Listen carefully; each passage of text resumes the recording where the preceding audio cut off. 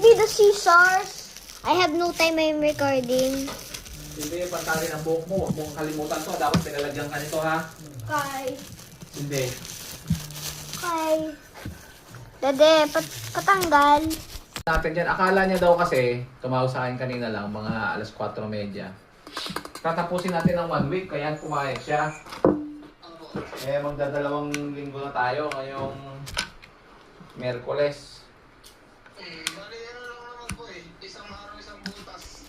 Tumawag ng truck kay Sheila para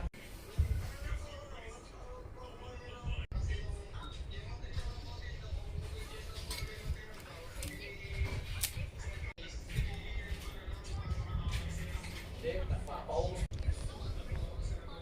Paubos mo na siya.